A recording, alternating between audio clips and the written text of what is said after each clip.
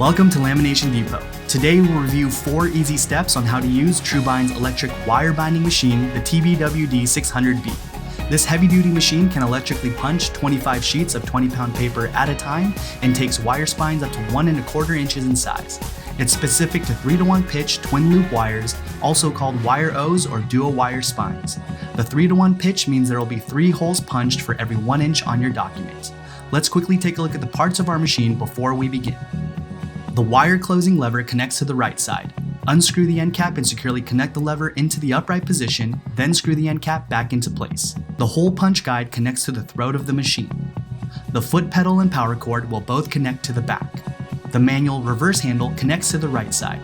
Remember, this handle is only to be used when the power is completely disconnected. The built-in wire spine holder is used when placing your document onto the wire spine. Finally, there's a built-in waste bin that slides out from underneath the machine. Now that our machine's set up, let's get started. Step 1. Turn on the machine using the power switch located on the rear and set the depth margin based on the total thickness of your project. Then match the setting of the wire closer to the size of your wire spine. Do this by placing the end of your wire onto the sizing guides labeled on the front of the machine. Then use the dial on the left side to adjust the size of the closer. Step 2. Insert a single test document into the machine and line it up against a sliding hole punch guide to line up where you want the holes to be punched. Be sure to disengage unused pins to avoid half-punched holes on the edge of your document. Then punch your documents using the electric punch button or press the electric punch foot pedal. Remember to punch your binding cover separately from your documents. Step 3. Place your wire spine onto the teeth of your wire holder.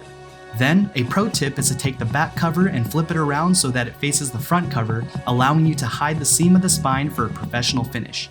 Then place your document face down onto the teeth of your wire spine. Step 4. Remove your bound document and place it into the wire closer with the opening of the wire spine face down.